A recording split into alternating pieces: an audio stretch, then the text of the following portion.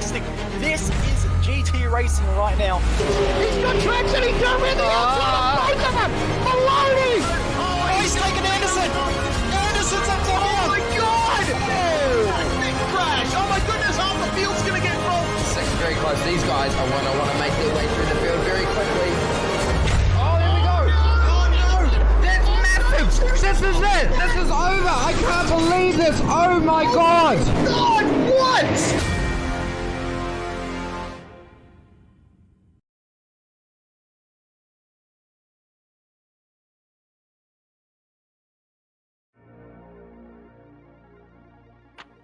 Well, for Ozicar Skip Barber Series tonight, we are at Oulton Park. Welcome to our coverage here on Simspeed TV. 2 races ahead of us tonight, and we are mixing it up a little bit using 2 different layouts at Oulton Park from the very interesting, very exciting race we had at USA International Oval a week ago. We are back on the road courses in this series, but still, again, with a little bit of a twist to give us plenty of racing action tonight in Ozicar Skip Barber Series.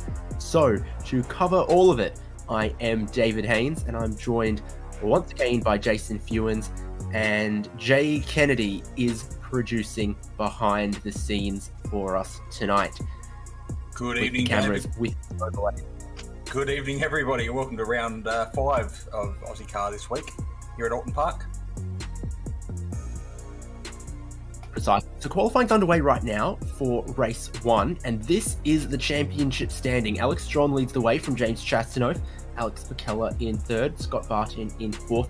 Daniel Hedderscheid, last week's winner, sneaks his way up into 5th place ahead of Russell Clark, Braden Martin, Matthew Mites, Sean Doyle, Ira Felberg. But Jason, tonight here at Oulton Park, it's quite an interesting track, quite a difficult one.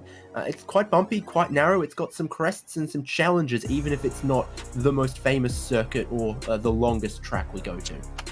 Yeah, apart from the fact of being very narrow, it's quite a short track, so we're looking at just over a minute to complete a lap time. Those tyre barriers on the chicane is going to be a make or break for a lot of the drivers here tonight, so it's going to be critical to stay clear of those. And there's quite a few off-camber corners, so the car wants to drift towards the outside of the circuit quite often. So it's a matter of getting some heat into those tyres quite early, making the most of opportunities and making sure you're there at the end of the race. With all that said, let's take a look at the grid for race 1, which is going to be our typical 15-minute dash to open up proceedings before we get into a longer race in race 2. Alex John is on the pole from Alex McKellar, making it an all-Alex front row. And I get the feeling, not for the first time in this championship, but behind them for our standing start is James Chastanoff, John Schultz, Scott Bartine, and Donald Sabinell. Then the next 6 is Joshua Fitch-Johnston, Russell Clark, Sean Doyle, Matthew Mites, Braden Martin, and Nathan Verney. Jason, take us through the next half of the field. In P11 tonight, we've got Josh Fitz-Johnson, Stuart Crawford, Daniel Hedderscheid, Tim Cornt, and Dennis Hancock there off row 8. Ira Felberg and Scott Harvey sharing row 9 tonight. Jeremy Bush and Vic Ben Velson, followed by Peter Wilkinson and Stafford Marshall. It looks like a newcomer tonight in Farron Hancock's and Craig Kermond rounding out row 12. Got Jacob Ornell and Leon Williams tonight on row 13. Car 141 of Ben Snell, a long way back tonight, so he's got some work to do. And Darren Lassou, the last car on the grid tonight, rounding out the cars for the race. Fantastic looking grid. I think we've got 27 or 28 races. Most of them are lined up on the grid right now. Saw one of the 111 cars in the background there, just checking that the steering was attached. We've got 3rd place man James Chaston, 2nd place man Alex McKellar still to grid up, and now we'll be getting racing very shortly. 15 minutes of the Foster's layout with the chicane. This is the shorter layout before we race later on the international circuit. This is an out-and-out sprint. No pit stop required. It is just move your way up the field if you qualified up the back. Try to hold on to your position if you're one of the strong qualifiers. That is going to be tough to do at this track for the reasons we mentioned earlier. It is bumpy, it is narrow, some strong braking zones. that could lead for an opportunity, but they are revving, they are dropping the clutch, and we are into action at Oulton Park. The green flag waves, it's a good jump from your pole sitter, Alex John. McKellar from second under a little bit more pressure, and from him on backwards, they're starting to file too wide through the first corner. Careful of the off track on the exit here, so easy to get, and then with cold tyres, down the hill into a tough braking zone. This is where the action will start to kick off on lap 1. See some defending the inside, one of the Milo cars out on the grass around the outside of the tight right-hander, and then they feed back through the left-right, giving good space to the unforgiving tyre barriers, and Ben Snell in the background with Jacob Unwell, I think, with 2 or 3 cars tangled up as second place comes under threat for Alex McKellar. James Chastanoff's got his nose in front. Thankfully, the other drivers been able to untangle themselves off the barrier, but you called it, Jason. That is going to be one of the action zones at this track. Yes, Ben got some damage there early on in the race, and that's one of the justifications of qualifying towards the back of the grid on these short races. There's not a lot of opportunity for moves to be made, so you've got to make them nice and early to make your way through the field. So he's going to struggle for the remainder of these 12 laps tonight. Alex John is relishing the battles behind him that are allowing him to sneak away 2 seconds into the lead. Chastanov, too aggressive. He gets sideways, he recovers it, but he's going to lose a handful of positions. Someone's off the road avoiding and has really checked up the field behind him as well. There's this cold tyre as lap 1. You've got to be so careful, and that's still going to be in play for the next couple of laps here.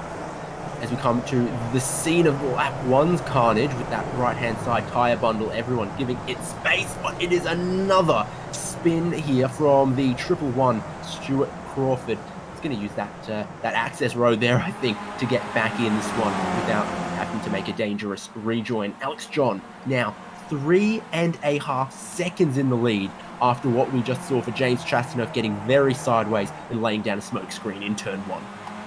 Yeah, still tyres are quite cold, brakes are quite cold, so here we are nearly at the end of the second lap, and they're probably just starting to get up to temperature, so there's quite a few drivers getting caught out there in the early part of this race, just pushing the cars a little bit too hard, and Chasty there on the start of lap number 2, obviously suffering the consequences of those actions. Keller was able to get himself back to second place, but now finds himself under threat from Scott Bartin, who we were riding on board with. Had a look to turn 1, but there was no way he was far enough alongside to get down the inside there. I think this part at the bottom of the hill here, they got to go left, straighten up the braking into a 90-degree right-hander, and that immediately flows into another 90-degree left-hander and into a left. Being able to get another driver wrong-footed, being able to cross underneath them there might be one of the ways to make a position, and Craig Kerman demonstrating one of the ways you can lose them, which is there is no paved runoff here. So easy to get a tyre in the grass, and that will send you round. So the track being as narrow as it is really limits passing opportunities here. If you're going to have a look under brakes, you've got to be very committed to making the pass, and quite a few of the corners here, if you try and go too wide, there's a pretty good chance that someone's going to end up with some tyre damage or out in the grass. One of the other overtaking opportunities into the final corner here, though, quite a heavy braking zone, because then the track drops away on the exit. You need to really rotate the car in the middle of the corner before you drop down into the gully there. So John Schultz obviously putting a lot of pressure on James Chastanoff, sitting at the moment in 8th position, as a couple of the locked-on cars there get a bit wide out of turn 1. The new podcast episode came out yesterday. So Jeremy Bush having a little bit of trouble too. Yeah, we do go to not quite our first replay of the evening, but Jeremy Bush, you can see, just aggressive in the middle of the corner. That rear was starting to slide long before he got to the exit of the corner for Jeremy Bush.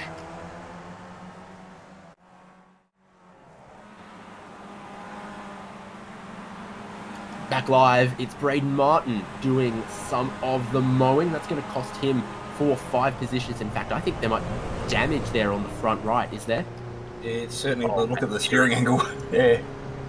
It's going to do his best to try and limp that car back to the pits. There is a fast repair, I believe, but he's going to struggle to get the car home the way he's going at the moment. And in a short race like this, you can get the car repaired, but all the positions he's losing right now, he's probably not going to get back with just a few short laps left in this one. You can see it in the top left of your screen. Already, lap 5 of 12 around this sort of national club layout that we're on for race 1. Fastest lap of the race, though, is going to go to Alex McKellar in second, so he's really coming into his element. Not quick enough, though, to challenge Alex John's lead. Stands at 4 seconds. There's a huge pack there behind second place. That is where a lot of it is going on. You can see McKellar, Scott Barton, Joshua Fitz-Johnston. Good start from him, by the way, up 3 positions. So from 7th on the grid, he's running in 4th. There's a few other drivers there that have picked off a couple, like Clark and Doyle.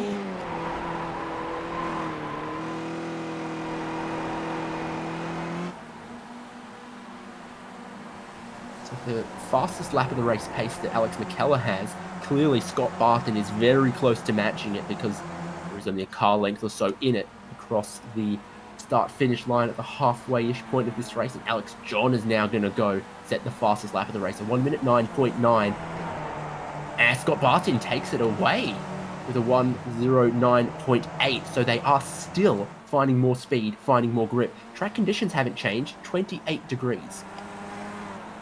My standout for the race so far, David's been Sean Doyle sitting up in P7. So he's had a good start to the race tonight and running with limited limbs, so I'm told. Limited, okay, I see.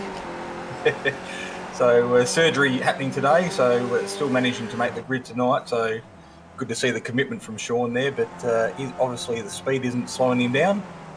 He's well and surely any spot in the top 10 at the moment. But Veltzen we saw facing the wrong way, but now when you see the car in motion, leaving those sparks, you can tell something is wrong with the suspension. The car sitting that low, is it? Oh no! Oh, he's gone out wide, had a spin, and also collected Peter Wilkinson, and that thing is leaning bad to the left, front right tyre in the air. So you know the back left suspension is no good. No good there. 2 cars damaged from one driver getting wide in turn 1, catching the grass and losing control. But live, Alex John leads with just 6 more laps to bring it home. Alex McKellar, Scott Barton, the moment our shoe-ins to complete the podium in race 1. I would cast some doubt over what order that might be in, the pace and the aggression I'm seeing from Barton now.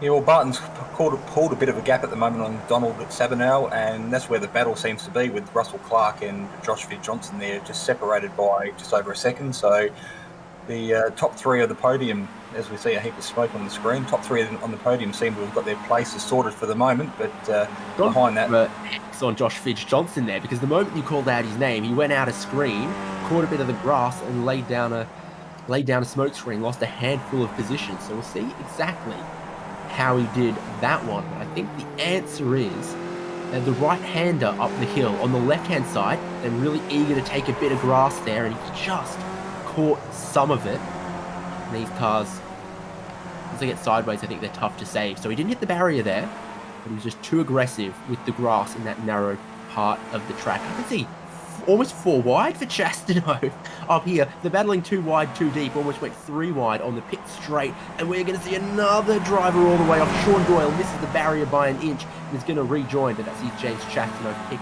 off some easy spots. Where has he recovered to? 6th place. Wow. He has charged his way back in the second half of this race. Actually, good effort by Matthew Mites there as well to avoid the car coming back on there. Was it John Schultz, I think it might have been, after running wide at turn 1. So that was a good effort by Matt to avoid any carnage. Doyle, problems for Hancock now as well. And the battle ferocious as ever for 2nd place. Now for 4th place, Sabinal and Clark are starting to battle. And here is Chastano in front of Schultz, in front of Mites, in front of Doyle. And what a defensive line from Chastano coming towards the final corner. He doesn't want anyone to be able to get down the inside there. Doesn't want anyone to think about throwing a speculator down the inside, as they might say in Speedway land. And this, for 2nd, down the inside though, goes Scott Barton. He's managed to get a good run off the final corner, but then gets a little squeeze towards the apex, can't carry his speed, and around the outside, McKellar is going to hold onto that 2nd. to let third and fourth catch them, though, that little battle that they've got going on.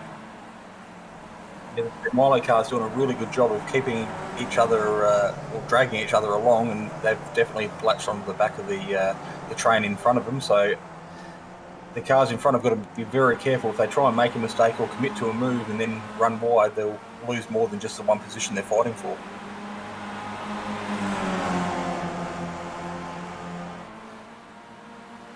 Chastinov having worked his way back into the top 10 and now looking towards the top 5. Sort of risen, I think, as high as he might be able to go in this race, and he's back on the defensive.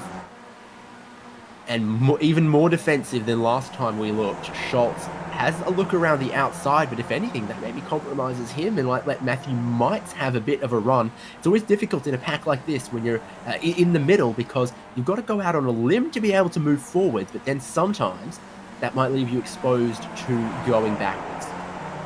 Yeah, in this little pack here, I think I'd want to be in Chassey's position out the front, so if there's any attacks from behind, it gives you a chance to pull a couple of car links and then let everyone else trip over themselves as the laps count down. Back in front of McKellar. Somehow, have they caught a little... No, they haven't caught traffic. That's still Sabanel and Clark. Donald Sabanel has just taken the fastest lap of the race, and ferociously, 1 minute 9.4. He just keeps getting quicker. Here is what Bartin did to McKellar. He's gone one way, and then I bet you he tries to get down the inside on the right. Yeah, oh, yep. He'd been sizing up for that one for a while. You can see the left-hand flick when the drivers come back across to the racing line. But if you are the car behind and you don't, you can surprise them down the inside. That's what Bartin has done, actually. Pretty smooth, pretty slick move. It's costing that pack some time, and this is costing the next pack some time as well. Chastity still under pressure from John Schultz.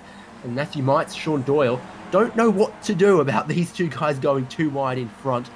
Who do you put your horse on? Who do you follow if you want to then be the next driver to pick up a position?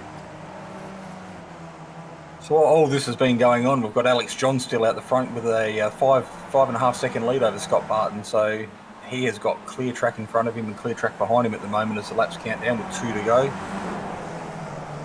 Chastity's managed to defend his position by going around the outside of the downhill, which was then the inside for the braking zone and into that little complex of chicanes. Still, it is a Skippy centipede. Onto the pit lane, though, is Joshua Fidge Johnson, because he has picked up some damage. I mean, you can tell even from the long shot there, that is a very, very damaged Skippy. Not all the wheels on the wagon. In the replay, Jason is going to tell us how he did it. I have a feeling these tyres are going to be the culprit. There's a puff of smoke in front of him. He's made his way through and cleared that. And there we go. Tyre-to-tyre contact, but the concreted down tyre bundle at the apex of the corner is not going to give against your suspension. So that is clearly, pushing the limits of the corner, and it's just gotten too much bite towards the apex, clipped it, and a lot of damage. McKellar back into second. Alex John on the final lap, running away with the lead of the race, but any of these 4 drivers, I think, could complete the podium. I reckon a dive into the final corner is what Bartin will be thinking about, but would he leave himself exposed to Sabanel and Clark? Time will tell. We are going to find out coming towards the line, and Barney has that checkered flag, also waiting for our race leader, Alex John. Keller is being very precise to try to keep his momentum and not open the door to Bartin. Double apex right-hander. Track goes up over the hill, down the hill, into the defensive position. Immediately comes McKellar, who can smell what is cooking. And a big move, but not from close enough. And up the road from them, Alex John. Pole to the win in race 1 of Ozicar Skip Barber Series. And then McKellar, Sabanel, Russell Clark. James Chastinov, I think, has managed to just hold on to the pressure of all of the cars piling on behind him in single file. There they go. Chastinov, Mites, Doyle, Schultz, and Nathan Verney to complete the top 10. Action-packed from race 1. We've got position 6 down through to position 10, separated by less than 7/10 of a second. So it was really a matter of somebody blink, and you would find yourself falling down the order real quick. So good job by everybody there to make it across the line in one piece with straight cars. That was a good result for most of those guys.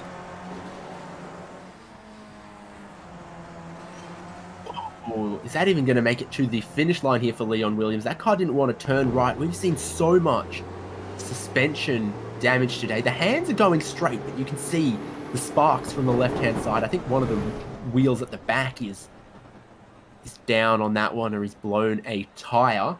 And everyone has now taken the checkered flag. We bring you the results from race 1. Alex John had the pace. Once he got away from the field, well, he just walked away from the field in 12 laps, averaging half a second a lap faster.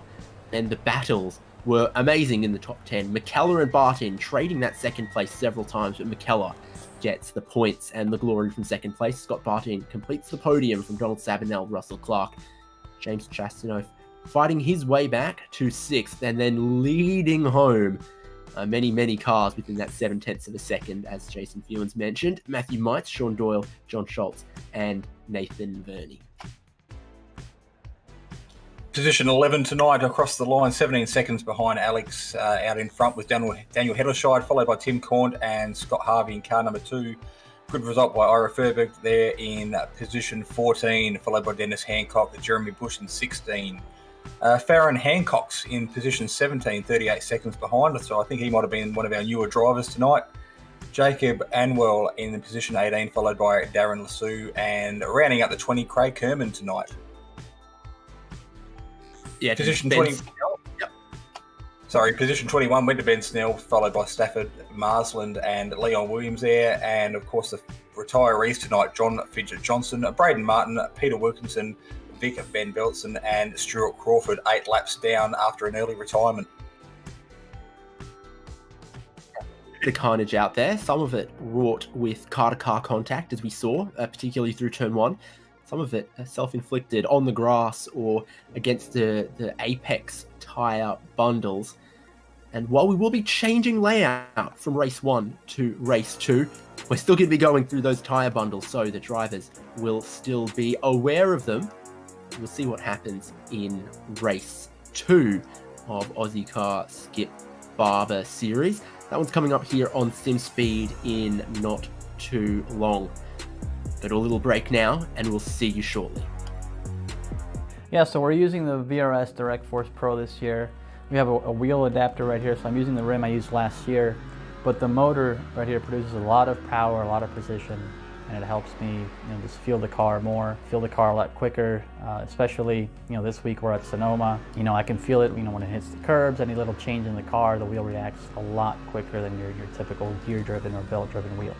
For example, if you're on oval and the rear tires break loose, force feedback on it corrects a lot quicker than your typical wheels. There's no resistance pretty much as far as being able to make quick corrections on the wheel. So all that, paired with how precise the wheel itself is, it makes it to where it helps you as a driver, to find that extra hundredth or thousandths of a second.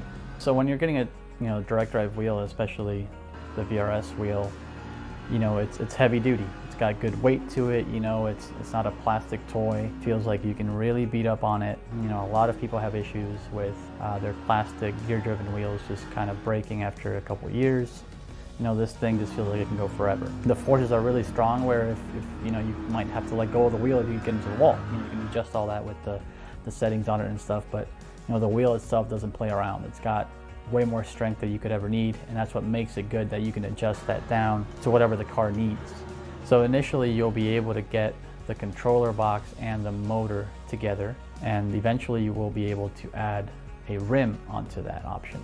They'll also be including a button plate on it to put on the rim to have all sorts of different buttons and functionality. Also, pedals are coming, so that's a pretty big deal as well. Hasn't been covered too much, but the goal is to also have pedals to go along with the Direct Force Pro. So that's pretty exciting. The wheel feels good. It feels very much like a real world steering wheel. You just kind of feel like what you would imagine the car to feel like. A real steering wheel in a car is very smooth, it's very direct, very quick, and that's what this wheel feels like.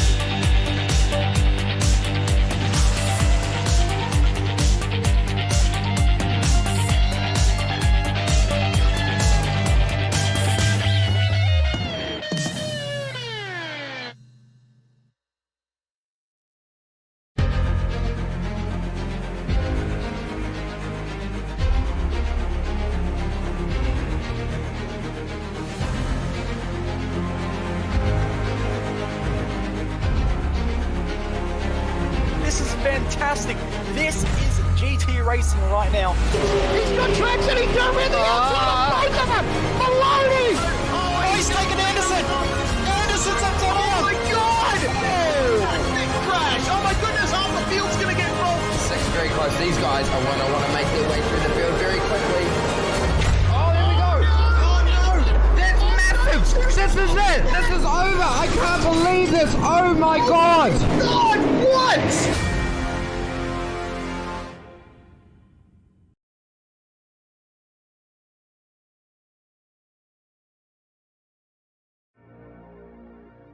And welcome back to Oulton Park. And now, that hairpin you see at the far end of the international circuit will be in use for race 2 as we migrate to the international circuit without Britons. That's the somewhat useless chicane on the back straight there. It means we're going to have our typical skippy slipstreaming. We're going to have higher speeds and some longer braking zones for race 2. And talking about race 2, it means on the different layout, we go qualifying again. So for Alex John, if he's looking to clean sweep tonight, round 5 from Oulton Park, he's not off the hook because he's got more work to do. He's got to qualify well again if he's going to do what he did in race 1, which is launch from pole and say, goodbye, cheerio chaps, bye-bye, I'm heading down to the win. So that is going to keep him and all of our other competitors on their toes for round 2. What's also going to keep them on their toes is it's a 30-minute race with a required pit stop. We work in strategy for this longer, dare I call it, feature race. So once again, I'm David Haynes with you, joined by Jason Fewens, Jay Kennedy, furiously mashing buttons, pulling up replays, all of that good stuff. Jason, what are we expecting is going to change on this different layout?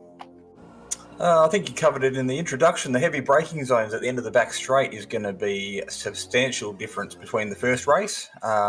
Still going to come into that same chicane they did in the previous race, but at a lot greater speed, and the opportunity there to pull out under slipstream and make the pass stick coming into the back section of the track. So that's going to be the part I'm really looking forward to seeing, and how everybody manages that throughout the race.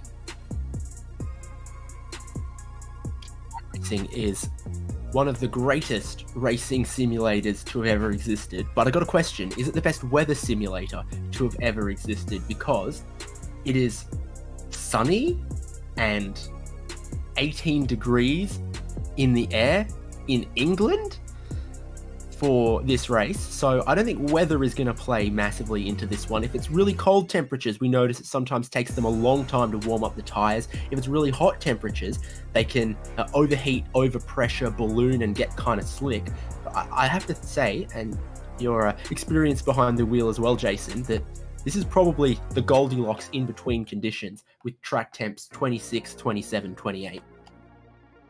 Yes, it's going to be very critical that they get those heat into the tyres, even probably more so than the race 1. Coming down the hill on the first opening lap, I'm expecting to see quite a few cars loose and stepping out sideways, simply because the track sort of curves around to the left, whereas in the previous race it went straight on. So there's an opportunity there to run a little bit wide on the grass on the exit, but there is also an off track out there as well, so you've got to be very careful not to get too wide, get the car loose, because if that happens, there'll be a train of skippies coming directly behind you, and you'll just be a sitting duck sitting in the middle of the track. Well, qualifying's underway right now, and I do wonder if we can maybe pick up someone on a hot lap or starting a hot lap, and that will really emphasize this point about the difference in the layout. So Tim Cornt, I think, has just started his flying lap. Indeed, that's what it looks like. So far, all the same from race 1, but then it all changes. You come over the hill here and you really want to stick to the right, because onto the international circuit, this left-hander becomes a much longer, more important left-hander that then feeds you onto this long straight and down towards the far hairpin.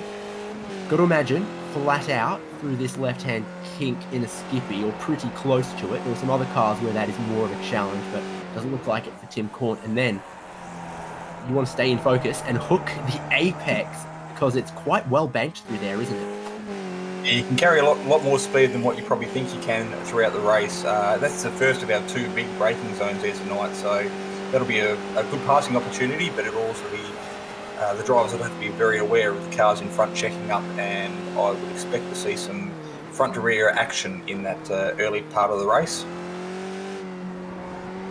And caught saying hello, but not giving a kiss on the cheek to those tyre barriers through there. One hot lap in qualifying means you want to get close, but you can't afford to touch them when you've only got that one flying lap. So well done by Tim Caught through there.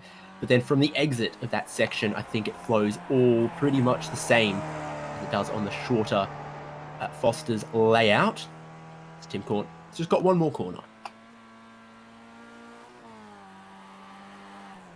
So I can't see anybody else at the moment have actually set a time. So Tim might be one of the first ones to actually jump to provisional pole in this qualifying session.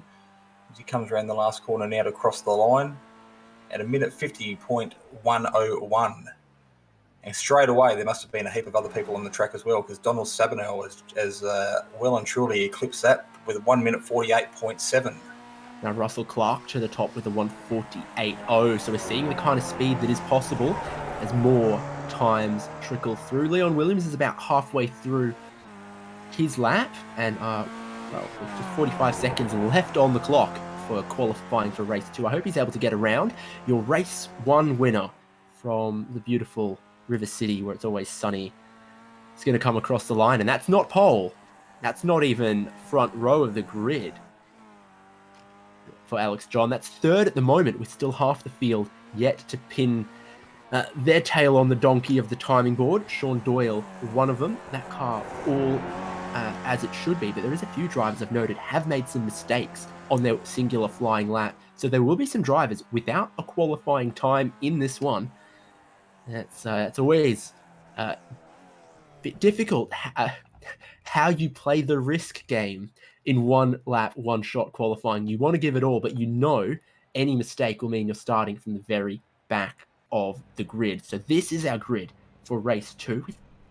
Well, a few drivers without a qualifying time, actually. Russell Clark, not one of them. 0.3 of a second clear of Alex McKellar to form the front row. Scott Barton in 3rd. Then Alex John starting out of 4th place. Donald Sabinell and Josh Fidge Johnson are 5th and 6th. Then the next bracket behind them is Matthew Mites, Sean Doyle, Dennis Hancock, James Chastanoff starting out of 10th. And then Daniel Hederscheid in 11th, and Braden Martin looking to see the checkered flag in race 2, which he didn't in race 1. He starts in 12th. Race 7, we've got Tim Corn and Jeremy Bush, followed by Ira Felberg and Stafford Marsland on row number 8. Vic Ben Veltzen and Peter Wilkinson round out row number 9, with Ben Snell, again, not setting a qualifying time, back on row 10, accompanied by John Schultz, Scott Harvey and Stuart Crawford there in row 11, and Nathan Burney and Jacob Ornell rounding out row 12. Farron Hancock and Leon Williams in row 13, and Darren Lassou and Craig Kerman also not setting a time tonight in qualifying. And that is your field for race number 2 tonight here at Oulton Park. Fully 1/3 of drivers not being able to set a valid qualifying time is very interesting to me, and I think key amongst them, some previous race winners in this championship. You got Ben Snell, you got John Schultz without a qualifying time, and so therefore they are starting back in 19th, 20th or so. Russell Clark, I'm sure he's going to be happy with that pole position. Your race 1 winner, Alex John, is starting out of 4th, but then that great battle, and a really clean battle we had in race 1 between Alex McKellar and Scott Barton, well, hopefully we can see it again as they start in 2nd and 3rd. Talking about starting, it's time. The lights are on, and for race 2, we go racing again at Oulton Park, and he's really bogged it down in 2nd place, Alex McKellar. Barton has a much stronger run at him. No worries for your pole sitter, Russell Clark, but for McKellar there, he was really at risk of going backwards on the initial launch off the line. Clean through turn 1, but we know down the hill is where the action can happen. fresh memories from race number 1 for a lot of these drivers as they make their way through the open corners on the first lap here. So a little bit of caution, like you said, 30 minutes tonight for race number 2, which equates to roughly 16 laps. There's a couple of cars there, Chasty getting a bit loose over the little hump on the first short straight. Getting very loose. And he gets struck once, he's going to roll backwards, he's going to get massively hit again.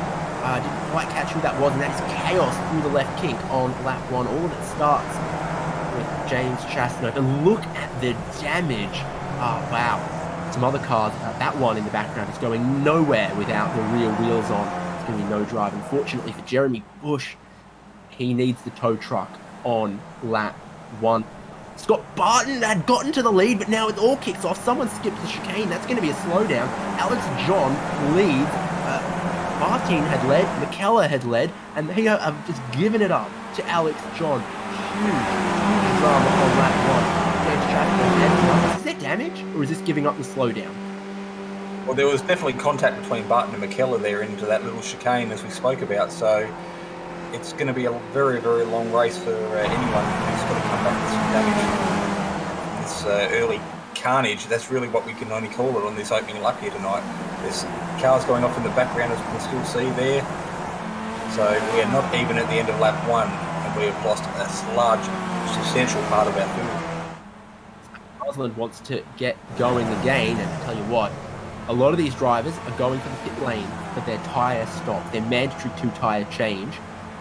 On lap 1, out of strategy, but there's a few of them, I think, who are hoping to maybe just clear a little bit of suspension damage. Maybe they lost their front wing, maybe they lost their rear wing. Hey, maybe half of those drivers that you see on the pit lane have decided a lap 1 pit stop is a great idea because it allows them to get a clean car. The drivers who have continued, though, Donald Savinel and Daniel Hettershine into first and second, and Braden Martin into third, and Ben Snell in fourth. Almost all of your leaders after lap 1 decided they want an early stop. So can any of these guys going long profit off it? Did you see how much steering input that needed through the kink there? I said flat out, but actually it's a really sketchy turn before the rear tyres are hot. Barton laying down the smoke screen in turn 2. His rear tyres are still super cold. So teammate Daniel Hettershine sitting up in second, up 9 positions after that opening lap. So he obviously managed to keep his car clean and incident free, so he has decided to stay out on lap 2 instead of diving into the pits, making the most of some clean air in front of him. So he is about a second behind Donald Savinel, so probably getting a little bit of a draft coming down that back straight. And the rear just decided nope on his way through the second turn there. He was really gentle with the steering input, and then Russell Clark has shown that his rear tyres are cold. You don't see any aggressive input here, but just the rear tyres really cold, really slippery. They try to load them up laterally, and they just aren't taking it yet until they warm up a little more. So the drivers who have pitted, Joshua Fidge Johnston is functionally your leader, but for how long, as Russell Clark has a dig at him? Ben Snell and Braden Martin are side by side. John McKellar, someone else was side by side as well. It is action at every single window I look out of. This one is Sean Doyle and Alex McKellar. Doyle has his nose in front, but he's around the outside. That makes it really interesting. He decides not to try to use that to go around the outside and tries to cross back for the over-under. He's going to get another good run towards turn 1. Both of these guys are pitted. They could be battling for 4th or 5th effectively on this one. But all the while that they battle, it benefits the drivers who are going longer and aren't in this little scrap. Here is more drivers going for that lap 1 stop. Jacob Anwell still leaving pit lane with a slightly damaged car, and smoke and nearly contact and more smoke. That's huge damage in the Cascades downhill left. Matthew Mites, front left suspension I don't think is good. Back right suspension and the rear wing all missing. There's been more contact in race 2. Matthew Might's out of P14 while that was all happening, so his race has come to an abrupt end quite early so far. So whether he can get that car back to the pits and continue, he definitely has his work cut out for him right now as we watch the replay of what happened, and simply being an innocent member of the grid there tonight, being in the wrong place at the wrong time. Well, my eyes are stinging having seen just driving through all of that smoke, but he couldn't see a damn thing about how to avoid wherever the spun car was in front of him. So that is a positive for the new smoke model, but a negative for the drivers who have to, well, try to drive through it safely. It's just not an easy thing to do. Here's another driver going for the pit stop, Donald Sabanel. Should be Donald Sabanel, as Daniel Heddershot has taken the lead of the race. So Donald has taken the opportunity to duck into the pits as Daniel runs very wide through turn 1 there. So using up the track limits and then some, but making the most of the clear track in front of him, trying to put in a hot lap to avoid getting the undercut from Donald when he comes out of the pits. Net race lead between Fidge Johnston and Alex John. Josh Fidge Johnson, I think it's his shout for the pit crew, because they did a great job for him. Really quick pit stop, got him into the race lead, but you can see Alex John now with tyre pressure, speed and confidence is able to grab that away, and Donald Sabanel's come out not far behind them. That overcut Monaco spec, I think, has worked pretty well for him to get clear of a lot of the other battling drivers who were up front, because Sean Doyle, Dennis Hancock, Alex McKellar behind him, they have been battling every single lap here, going side by side by side. Somehow Sean Doyle, I think, has held on to his position there, but it hasn't been easy and it hasn't been quick, the battles that have happened in this pack we're looking at here of drivers pitted early. Well, He's driven it off the road. He was trying to overcut. He was in second. He's gone and driven it off the road amongst the tyre barriers. So stop for Ben Snell. He's starting in position 19, so lack of qualifying there, making his race start from so far back. So he was doing quite a good job to hold that P2 position, but overcooking it there, getting onto the grass, and that's all she wrote. He lock one of the front brakes, sail wide, and then turn in aggressively and lose the rear there as well. It just looked like just in too hot, and the predictable happened. While we were looking at that replay, there was more side-by-side between Doyle and Kermit? I'm not sure, but it just goes to show some of the battling that had been happening that allowed particularly Donald Sabanel to go long, overcut some drivers. Now we're going to see another attempt to pass into the final corner, and then behind that, another one as well, as Hancock is going to lose out to Scott Barton. So the majority of the field now pitted. We've got warm tyres, warm brakes, so I think we'll see minimal errors, I guess, on cold tyres now as the field starts to sort themselves out. There is little battle packs forming everywhere around the track. It doesn't matter whereabouts you look, there is either side-by-side or nose-to-tail action. Very wide there coming out through turn. Yeah, Scott Harvey there, I mean, you saw he was not even close to troubling the apex, just managing the steering so that the rear didn't snap out on him. That caused the car to just walk out wide onto the grass at turn 1. Luckily, there's a lot of runoff out there, so he's managed to continue without incident. So he didn't lose any real positions out of that. Maybe a little bit of track time, but the critical part of all that, he's still got a clean, straight car. Russell. Stops from Russell Clark. Why? That's a good question. The second stop, a bit longer, is this? Was there some damage that maybe didn't get fixed? It doesn't look like what I'd expect the penalty to be for speeding on the pit lane. Again, these cars, no pit lane speed limiter, so that can be tough. Yeah, I'm not too sure why that's occurred, but it's dropped him well and truly down the order as you'd expect. So his rest of his race is really going to be about damage limitation tonight. And after a race 1 incident, he is going to be pretty happy to see the back of Oulton Park this week, making round 5 out of 6. So we've only got one more to go after this, I believe, and that will be the end of Ozicar season number 7.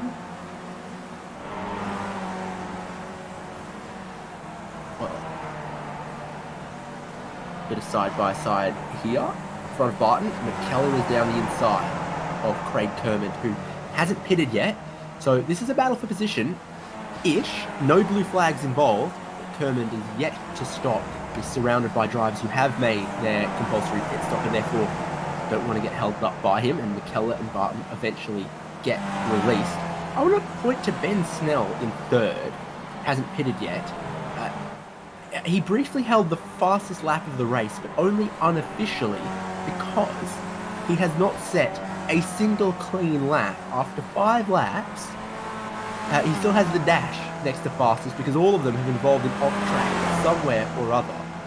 There's no damage on the car. I'm going to guess that runoff on the exit of turn 1 potentially. A lot of drivers really run it out wide there on their laps.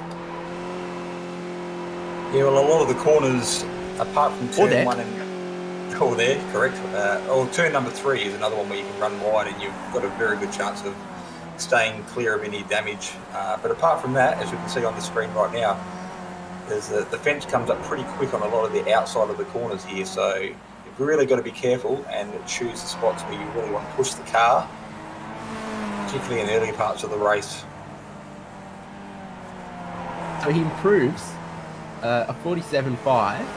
But it still doesn't count. We saw the off-track on it. He's the fastest man on the track at the moment with some of the battling that's happening for Alex John and Joshua Fitz-Johnson as they just had to get around Leon Williams before he came to pit lane. Pit lane gets a bit quiet in the middle of these races here because either you stop lap 1 and get it out of the way, or is some of these guys running long and they'll run really deep into the race before making their pit stop. Though, with that said, there is a few drivers coming in, Leon Williams, Craig Kermond, and is that Peter Wilkinson trying to resume into the race after a 10-minute pit stop? That car still doesn't look right to me, but so long as the wheels are pointing the right way, who cares how many scuffs there are on the nose? I think Peter might have got caught up in that James Chastanoff little incident going through to the hairpin on turn 1 there, so he has finally made his way back out onto the track and is able to continue tonight.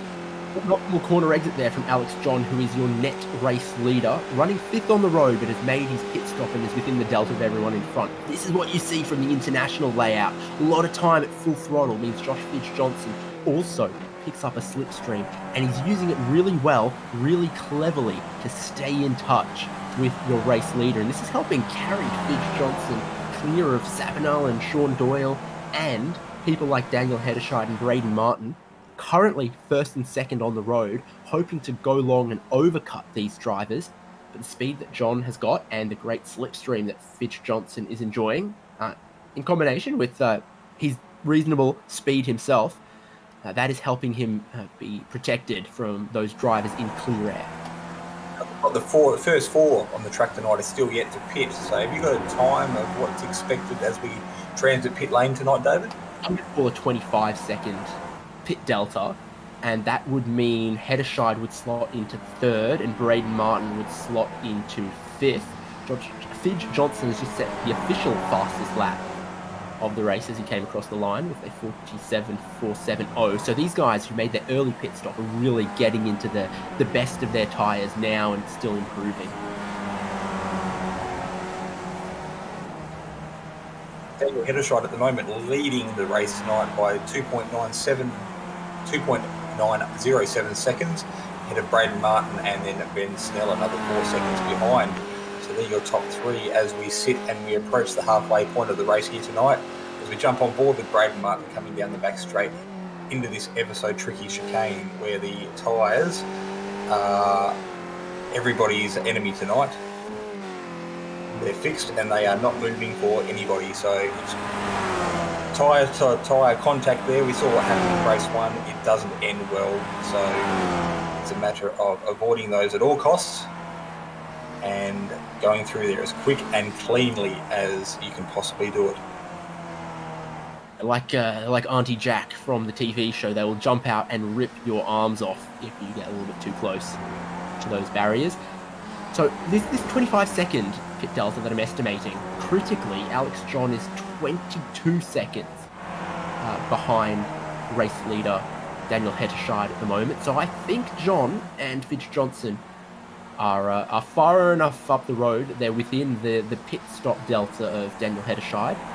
But, yeah, 25 seconds back from Daniel Hederscheid would slot him between 2nd and 3rd when he pits for that compulsory stop. So this is the point where you want to have a timing screen going, or you want to have a teammate or someone watching who can sort out some of these things. Race 1, it was just balls to the wall. It was good old-fashioned scrap. It was a good race. This is where you kind of wish you had a little bit more of a pit wall going on. I'd take Sebastian Vettel's race engineer. It was a longer race, of course, and the mandatory pit stop throws so many variables into this, and I'm sure everybody had a plan going into this race, but the amount of carnage we saw in the opening 2 laps would have put that plan that anybody had potentially out the window. So there'd be a lot of drivers tonight working things out on the fly. They would be keeping a very close eye on their relative to try and guesstimate best they could as to where they're going to come out, and hopefully they find themselves in a clean bit of track away from traffic. So a lot of mathematics going on while the drivers are keeping very busy tonight, making their way around this Oulton Park circuit. Right, with another front lockup earlier there, and it's going to see Alex McKellar get in front, and then I think Barton rolls out of the throttle to let them both follow the proper racing line through this segment. So I think Barton realised he'd made a mistake and had given a run to Alex McKellar, so then he was very sensible, very pragmatic, thinking about these guys are still racing against people like Braden Martin and Ben Snell, who are a pit stop up the road, but yet to pit. If they're being pragmatic, they can't battle too hard just yet until everyone has made their pit stop. They're in a battle with an enemy that they can't see for those positions. Fastest lap recorded for the race now by Ben Snell, so it has taken him potentially, 9 laps to get a clean one in, 1:47 there. Where was he? So still got plenty of speed in the car, yet to pit, and so he will be one to watch as the laps count down as we get closer and closer to that checkered flag. He is maintaining some good mid-race speed, so the overcut there is well and truly on the cards for Ben.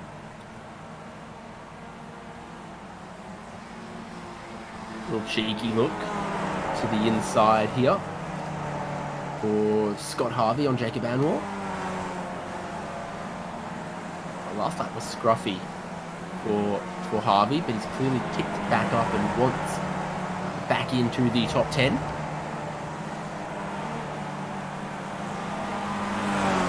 So there's quite a few of our race winners over the season so far finding themselves quite a way down the field. We've got James Chastanoff, who's seen plenty of podiums tonight, way back down in 15th spot. Russell Clark, our pole sitter for tonight's race, back in 16th. Tim Corn as well, back down in 22nd. So some big names that have already taken themselves out of a potential good points haul here tonight. So this will give an opportunity for some of the drivers like Braden Martin, who hasn't necessarily had the luck this season that he probably deserves. So it'll be a good points haul for him, and leading into the final round tonight, next week, it'll be a good opportunity for those guys to get some confidence back and finish the season on a very high note. Ring-a-ding-ding, pit lane alarm for Stuart Crawford from 4th. He's on to the pit lane. We'll see where he rejoins, but I get the feeling it's going to be between 11th and 12th. But I won't bet anything substantial on that one.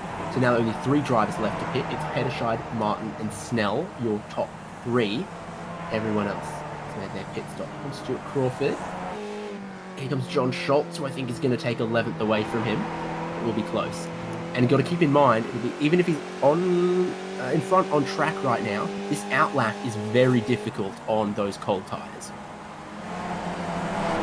Very fine line, and just know how hard you can actually push and get away with it. So we saw a lot of those drivers pit at the end of lap 1 and then come out on those cold rear tyres again and come unstuck. So Stuart walking on eggshells here as he's trying to get as much heat into those tyres on the early part of this open lap. Right, Nathan Verney comes into our YouTube chat to praise Jay's camera work. Cuts to one who's just feeling a little fuzzy, but we're all feeling a little fuzzy today, potentially. Yes. So I've seen Nathan have quite a few internet issues tonight, so he's disappeared from our server. So he has obviously got back online, but his race has been done and dusted tonight. So unfortunate for Nathan that no one wants to see anybody exit the race quite so early, but good to see him still sticking around and supporting the broadcast nonetheless. Nicely. Stuart Crawford, oh, he's under pressure right now from John Schultz. Those cold tyres have hurt him. And here comes John Schultz down the inside at a place where we haven't seen a whole lot of passing. Oh, Crawford still wants into it though, and Schultz was afraid to get his elbows out, so it's side by side to the final corner. And the longer this goes on, the better it is for Crawford, because those tyres will just be heating up and heating up and heating up. John Schultz, though, you can see just how much more grip he had, particularly on the front tyres, to make the car turn in as he wanted to the final corner.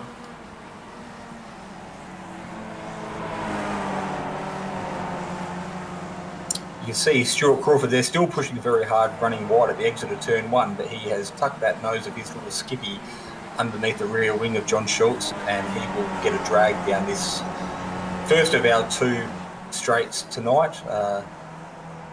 Good run there, going into the hairpin too, by the looks, for Alex McKellar, sitting up right on the back there of Scott Barton. Yeah, and they're sitting right on the back of Sean Doyle. So we're going to see what a 3-car train looks like down the uninterrupted back straight without that useless chicane that no one cares about. Huge straight line speed from Barton in 5th gear as they come over the hill. He's all the way down the inside. Still a narrow entry to the chicane. Causes him some problems. Might allow... the wedge closes and there's contact and big damage now. Potentially for Sean Doyle. I think it's front right. See what kind of speed he gets up to. Front right is in some trouble, and he kind of got rear-ended by Alex John almost on the way in there as well. See what the hand looked like for Doyle, but he wanted to go over-under, and he wasn't given the space on the outside that he was really hoping he was going to get. So it's actually Alex McKellar there in car number 73, getting the brake lock up there, just avoiding the back of Scott Barton. Avoiding the back of Sean Doyle. So very good job there by Alex to avoid that, because otherwise it could have been the end of a race for a couple of cars. So they are living to fight another day. We have 4 laps to go here in this race number 2, round number 5 of the Ozicar Skip Barber Series, brought to you by Simspeed as well as 247 Race Control, and of course the other sponsor tonight is David. Oh, you're really going to give me that huh? Prestige Trophy. And engraving. Okay, well, this is 2nd and 3rd. They've got a bit of traffic, and using that, Ben Snell is going to try to get down the inside of Braden Martin. Snell has been absolutely flying in the last 5 laps. His fastest car out on track last lap. He just picked up a really good slipstream and gone into 2nd. Now only 1.2 seconds behind Ettershine. Ben Snell could still be on for a podium with the kind of pace he is running here. We'll see if he leaves the pit stop to the very, very, very last minute. I have to imagine he's going to. If they've gone this far out on the branch, they'll see this strategy to its logical conclusion of probably pitting next time around. Suddenly, the top 3 yet to pit are all within about 1.1 seconds, and none of them are looking for pit lane now. So it'll probably have to be next time. Nobody blinking, and the laps slowly count down. So they are running out of options tonight. So if one of them goes, I'd expect all 3 of them to go. But Ben Snell moving up to the 2nd after starting 19th in the race tonight. So he has got by Braden Martin there with a couple of laps to go. 3 to go, actually. Have you actually climbed out from underneath that bus that I threw you under yet, David? Yeah, I need more surgery than Sean Doyle. My apologies, as Alex McKellar now climbs right onto the back of Sean Doyle there, and they are in position 8 and 9, rounding through turn number 1 as they approach the downhill section of this track. Well, on the defensive, and these guys are still pretty close to that pit window for Heddershide and Snell and Martin. The way that they're battling here, I think they could be giving up positions to those 3 who are yet to pit. It's on for Ben Snell, though, because he's going for the lead. Ben Snell's got his nose in front for the lead of the race. He's not going to hang around behind Heddershide, and that becomes the inside. Ben Snell, he is man-possessed right now. Found some speed. The other guys maybe have their pace dropping off a little bit. Not Ben Snell, because this is inland. I really, really wonder. And if it is, he's put himself in a perfect position.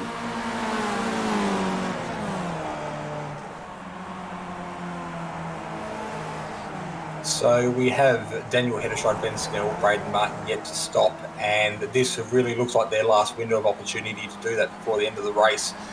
And if they pit and have a clean pit stop, this really should bring them out. I'm predicting behind Donald Sabinow, and he is currently sitting in 6th position. So here they will come. Our last 3 remaining pit callers are all on the lane. And they're close enough that this is going to come down to the pit crews as well, because we often see a 2 to 3 second variation in the pit stop times. If you're any of these 3 guys, oh no, he's missed his pit stall and not even close for Daniel Hederscheid. You can't reverse that far on the pit lane, can you? Well, John and Braden Martin. Quick pit stop from Braden Martin. Alex John's still going to be ahead. Yeah, Ben Snell's still going to be ahead of him because Alex John's gone through into the lead of the race with Joshua Fitz-Johnson, and here's Ben Snell rejoining in 3rd. Donald Sabinell's going to have the overspeed. Scott Barton and Braden Martin nearly together, not a tongue twister. Martin's in 6th now. So the battling that McKellar and Doyle and others have done has cost them positions relative to those who went long. Now, the strategy's out the window. Every battle is a battle is a battle. And for the likes of Braden Martin there and Alex, was it Alex John or Alex McKellar? Cold tyres on these last couple of laps are going to be a battle as well. So they have to keep in the back of the mind they have had warm tyres for the last 14 odd laps, and now as they approach the last lap and a half of the race, they will be tippy-toeing around, and with any pressure from behind, they'll have to drive with defence in mind, which will cost them more track time, obviously, but they'll be watching their mirrors for any opportunity for cars to duck up the inside. So now that we've seen everyone's pit stops, we can talk about big movers in the race. And Ben Snell, one of them, no qualifying time, stayed out really long on the strategy, set some great laps in the middle of the race, now runs 3rd from 19th on the grid. That is really a good example of using the strategy to work your way out of a bad situation. He did something different to everyone at the pointy end of the grid, and he's been well rewarded, but he had to drive really quick, really consistently to make that strategy work to get him some positions. So it's brain and brawn on that one, I think. And this on the final lap. Now the battle for the lead. Alex John is going to try to shake Josh Fidge-Johnson off his tail. If you're that 618 car in 2nd place, you want to be perfectly positioned for this slipstream on the back straight. Yes, the last real braking opportunity is going to be on this back straight before we get into the chicane, and it's not exactly a stadium section, but it is a very narrow section of the track, the last third leading into the start-finish line. So good run out of this hairpin and up this hill with the nose tucked right in underneath the back of Alex John. Not following now, though. Alex John's gone defensive very, very early, and for whatever reason, Fidge-Johnson hasn't followed him and is going to hang in behind. Not what I would have done, battling for the lead on the final lap. But certainly 2nd place would be a good result from 6th on the grid for Fidge-Johnson in this one. Ben Snell, Donald Sabinell, Scott Barton are fighting, and somehow on those cold tyres, Snell is just trying to hold on to it. Braden Martin hasn't been able to do the same to Alex McKellar. He finds himself sandwiched between them and Sean Doyle, and then that'll be Crawford and Hederscheid. I think that really, really punishing pit stop from Daniel Hederscheid is 15 seconds longer than what I saw for everyone else. But one more corner for Alex John. Race 1 from pole. Couldn't get pole for race 2, but he's still looking for the win. And it won't be by a huge margin, but I think he can count on it now. Checkered flag is going to see Alex John clean sweep the race wins here at Oulton Park. And he chucks it into a celebratory slide, and that's going to lead into a celebratory trip in an ambulance, potentially. But he's happy with himself. Snell has held on to 3rd from Sabinell and Barton. But Braden Martin has snuck ahead of Alex McKellar, and is that damage for Sean Doyle? Something's happened in the last corner between Doyle and McKellar and Martin, I have to think. Let's take a look, Jason. Yeah, it's not over till the flag has actually been waved, and these guys here battling for position, leading into the last corner. Clear contact there, and around she goes. The number 9 car of Braden Martin losing traction. So, is this separate incidents? Or was there contact earlier between maybe McKellar and Doyle? sure there's actually. I'm blaming Braden Martin for it, but it was actually Vic, Ben Veltson that was involved in that.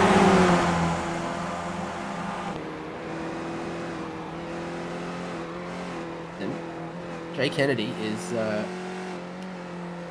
There's no revs. There's no revs on, as we're going to try to maybe point out.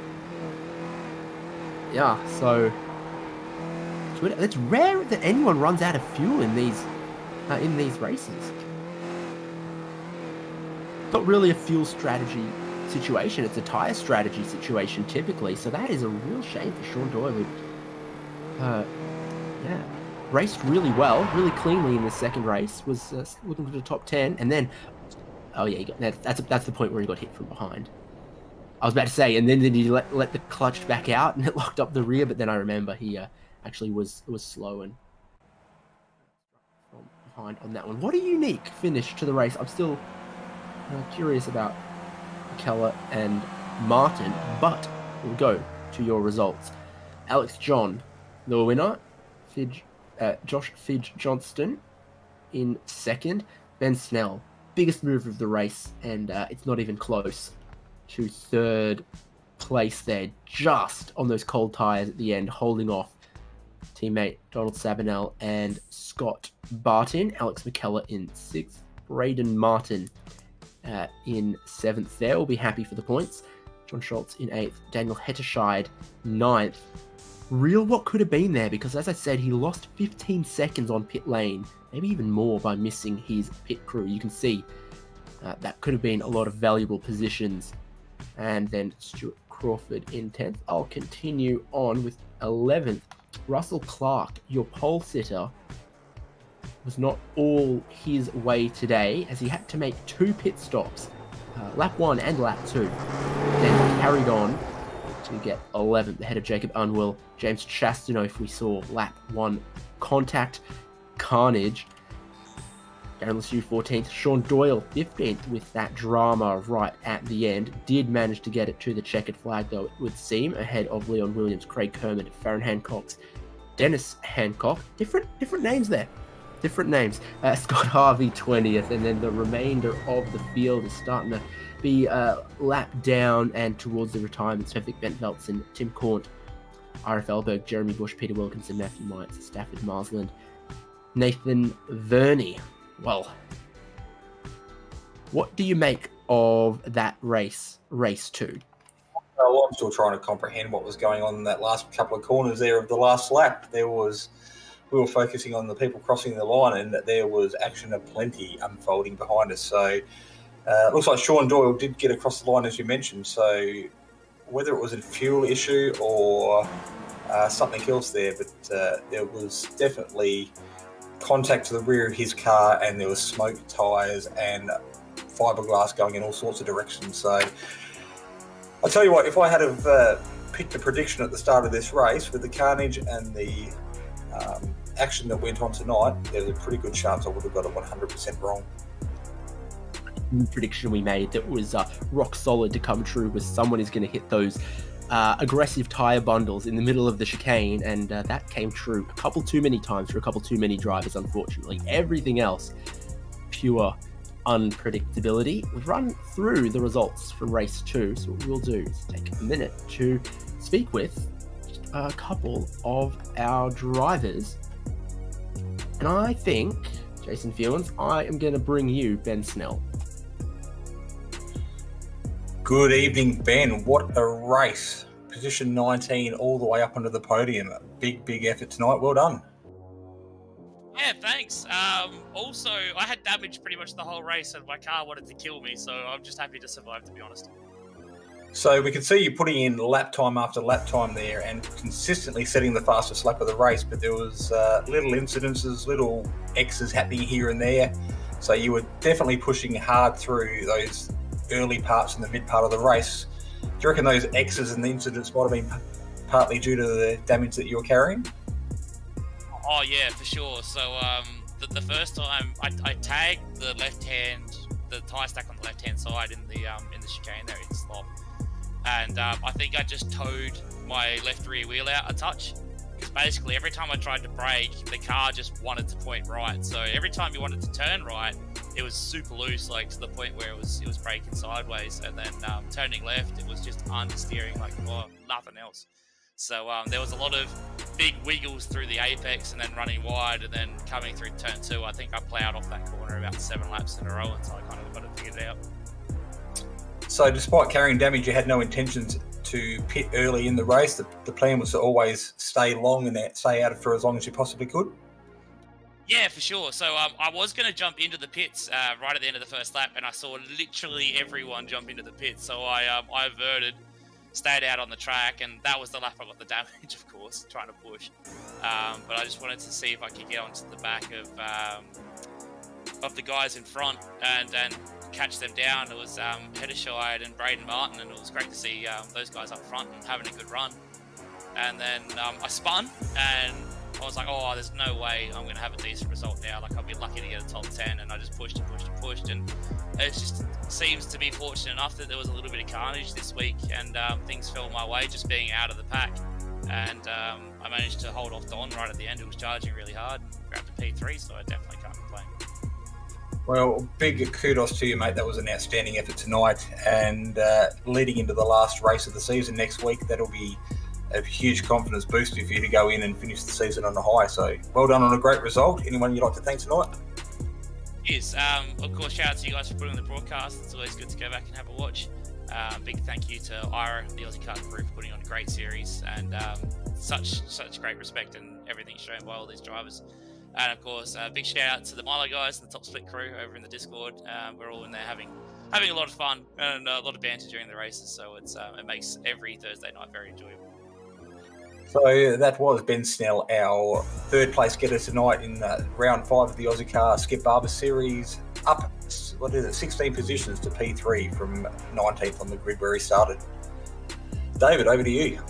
Well, she made it look easy on track, and now we hear that maybe it wasn't so much. That was a great effort to do something different and get some rewards for it. But a man who picked up a lot of rewards today, win in race 1, win in race 2, great points for my next guest, Alex John. Well, you made race 1 look easy, just bolting away from the rest of the pack, but race 2, from 4th on the grid, I think you had a bit more work. Yeah, race 2 was a challenge. Got lucky at the chicane, and yeah, then Josh stuck to me. I thought I'd get rid of him in the draft, but he managed to reel me in and sort of pestered me the whole race.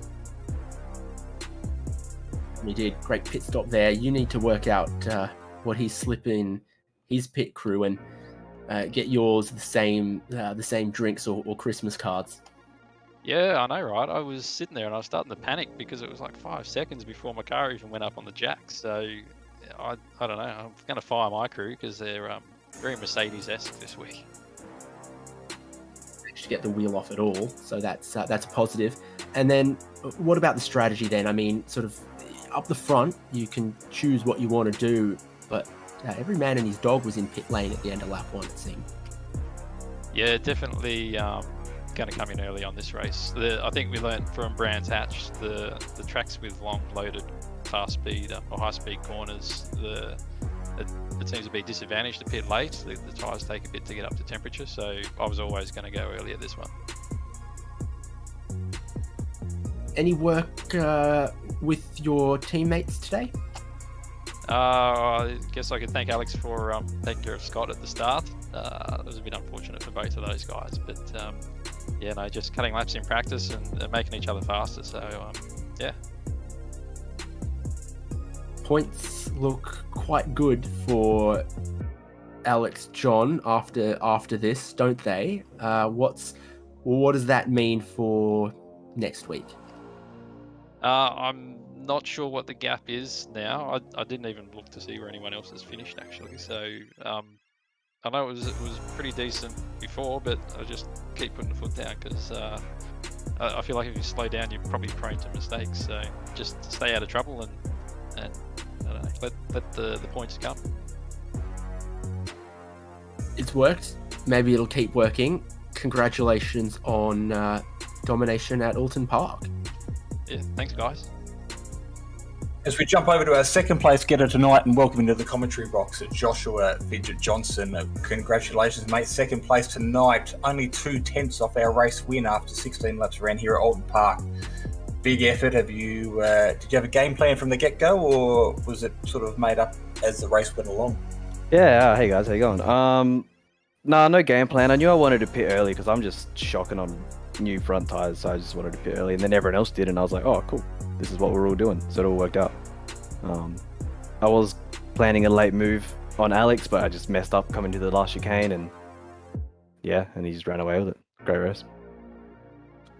Watching you coming down that back straight, and we were wondering why you didn't quite tuck in under his rear wing and get that drag down into that last braking zone going into the chicane, but once that didn't happen, I thought it might have been a last lap lunge, I guess, into the final corners, but it wasn't to be tonight. Yeah, I thought about sending it into the chicane, but like I probably could have got my nose in, but I don't think I was ready to kind of make that sort of move. I don't think I would have made it stick. So I kind of thought I'd go for the exit, but then I kind of messed that up. And then I was like, oh, maybe I'll get him later on, and then I didn't really have a good run. And I didn't want to just send it. So, yeah, it was good though. A great result tonight after starting P6 and earning a spot on the podium in a very stacked, talented field tonight at Skip Barber Oulton Park. So you had an early pit stop. You didn't get caught out by the tyres change there, or cold tyres on the early part of the race? A little bit. Bit slippery. Russell was in front. I don't know what happened to Russell, but he was in front and then behind, and then he dropped off. So I think he had some troubles with the slippery stuff. But yeah, I don't know. Good. Nonetheless, great result tonight, Josh, and well done on a well-earned P2 position tonight. So Congratulations. Anyone you'd like to thank tonight? Yeah, cheers. Shout out to Wilco, Braden, and the rest of the Locked On boys. You know, shout out to you guys. Shout out to Ira. Shout out to everyone in the league. You know, it's been great fun. Shout out to you guys for doing the broadcast. It's good stuff. All right, we'll wrap it up there. Thanks to everybody tonight for jumping into the comms box with us. David, anything to finish off tonight? Yeah, thank you to everyone who came to join us in the commentary box. But that is all of racing and all of tonight's show from Oulton Park. But don't worry, because next week it is Oran Park. We go from one narrow, bumpy national level circuit to one a little closer to home, a little closer to our hearts. Oran Park, well, how interesting that's going to be for the skippies. You've got that long run down the pit straight, but then a lot of corners that will challenge our drivers across the bridge, tight sections and blind apexes, so that to decide a championship here next week on Simspeed, same time. Hope you'll join us again. Different layouts between race 1 and race 2 using the south course and the full course. How will that play out? You'll have to join us to know. David Haynes here with Jason Fewens and Jay Kennedy. Good night.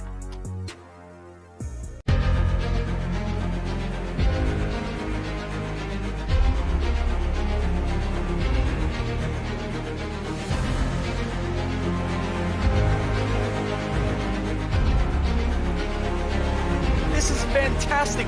This is GT racing right now. He's got traction, he's over the outside of both of them! Maloney!